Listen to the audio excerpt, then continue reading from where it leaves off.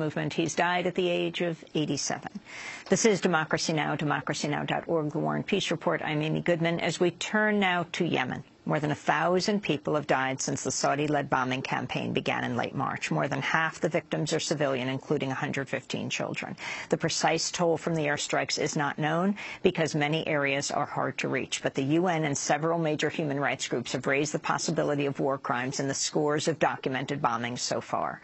The U.S. has played a key role in the campaign, expediting weapons shipments and providing intelligence to Saudi Arabia, including direct targeting support for the coalition's strikes.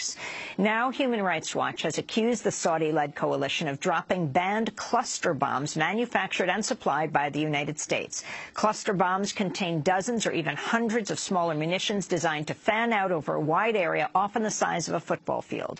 They're banned under a 2008 treaty for the high civilian toll they can cause. The treaty was adopted by 116 countries, although not by Saudi Arabia, Yemen, or the United States.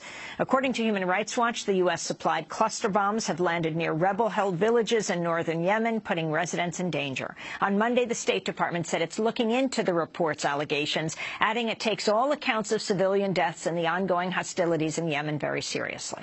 For more, we go to Washington, to Steve Goose, director of Human Rights Watch's Arms Division, involved in the preparations and formal negotiations of the 2008 convention banning cluster munitions. He's also chair of the Cluster Munition Coalition. Can you talk about what you understand is happening right now in Yemen? Well, we documented airstrikes involving cluster munitions on April 17th and likely on April 27th as well. We don't know if ongoing strikes are occurring right now because, as you say, it's very difficult to get fresh information out of many of the areas. But Saudi Arabia has, in fact, acknowledged, this is not an accusation, Saudi Arabia has acknowledged that they are using these weapons. They want to claim that they're only using them against armored vehicles. But the treaty that bans these things doesn't ban them only in certain circumstances. It's in all circumstances, whether you think you're only attacking armored vehicles or civilians, because in the long run, they're going to affect civilians. That's been proven by their use in so many other countries prior to this ban treaty. What's the role of the United States here, Steve? With respect to the cluster munitions, the U.S. supplied these CBU-105 sensor-fused weapons. They're a more advanced type of cluster munition, but they are banned under the treaty. The U.S.'s closest military allies, its NATO allies, almost all are part of this ban treaty, and they all agreed that these weapons that perhaps have a lower failure rate than some other cluster munitions also need to be banned because they pose unacceptable dangers to civilians. The U.S. supplied them to Saudi Arabia. They've supplied them also to the United Arab Emirates, which is part of the coalition that's conducting the airstrikes now.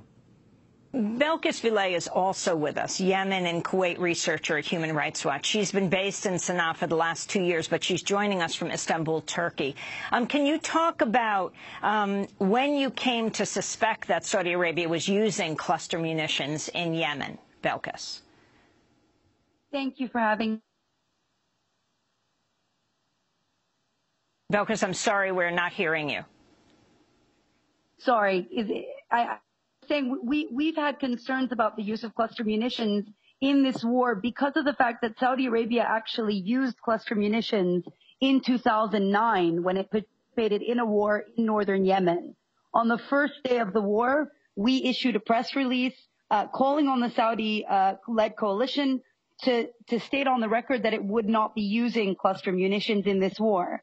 A press conference the next day led to a Saudi spokesman saying they were not using cluster munitions. However, several days later, we received video footage that looked very much like cluster munitions were being dropped by coalition airstrikes in northern Yemen.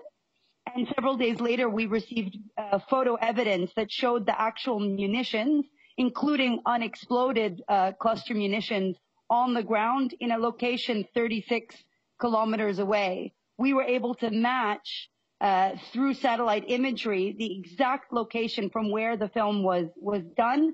So we were able to verify that this was indeed a film made in Yemen showing the landing of cluster munitions. Unfortunately, yes. We're going to have to go back to Steve. Belkis, go ahead. We're having trouble with her again. Her audio stream is coming from Istanbul, Turkey. Steve, if you could take over from there. You both work with the same organization, Human Rights Watch. What has been the U.S. and Saudi response to the allegations that they're violating a treaty, not that they're signatories to? The U.S., Yemen, and Saudi Arabia are not part of that 2008 cluster bomb treaty. Yes, Saudi Arabia initially, well, before we presented this evidence, they said they weren't using cluster bombs. And then when they first saw our report, they tried to deny that these were cluster munitions, cluster bombs. But in fact, these weapons clearly are captured by the definition of a cluster munition in the 2008 ban treaty. And then the following day, they in fact started saying, yes, we're using these particular weapons called the CBU-105, but that we're only using them against armored vehicles. That is still a violation of the convention. They've not signed up, but this convention is creating a new international standard of behavior which rejects any use under any circumstance. Because one of the big problems with cluster munitions is not only that they spread out over a huge area during strikes and oftentimes kill and injure civilians during strikes, but many of the munitions don't explode when they're supposed to and end up laying on the ground and acting as landmines. And we've seen this kind of failure with these CBU-105s as well. So, Steve Goose, what about the civilian casualties, and what do you think needs to be done right now? We don't know what kind of casualties these weapons have caused. As Belkis was mentioning, we've got photographic evidence and video evidence of the attacks themselves, but we've not been able to get to this area on the ground to do interviews and identify potential casualties. But you can bet on it that there will be civilian casualties. If they didn't occur during the attacks, they will occur at a later date from the so-called duds that lay on the ground and act like landmines. What are Go ahead. Sorry, go ahead. Go ahead. The U.S. has had a very muted response so far, saying they're going to look into it. The U.S. shouldn't be exporting any kind of cluster munition to anybody, but it does have a ban in place on export of almost all U.S. cluster munitions, except this particular type, the CBU-105, because it's one of the latest versions that, in theory, has a lower failure rate than others. We think the U.S. should abandon this loophole in its export prohibition. Steve Goose, I want to thank you for being with us, Director of Human Rights Watch's Arms Division, involved in the preparations and formal negotiations of the 2008 convention banning cluster munitions, also chair of the Cluster Munition Coalition. I also want to thank Belkis Villay for joining us from Istanbul, Turkey, Yemen and Kuwait researcher at Human Rights Watch, speaking to us from Istanbul. That does it for today's show. If you'd like a copy, if you'd like to hear or watch the podcast or read the transcripts of today's or any show, you can go to our website at democracynow.org.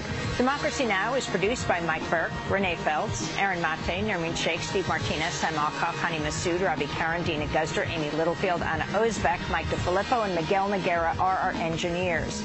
Special thanks to Julie Crosby, Hugh Gran, David Prude, Vesta Godars, and our camera crew, John Randolph, Karen Krug Meadows, and Jose Miranda. Our website, democracynow.org. I'm Amy Goodman. Thanks for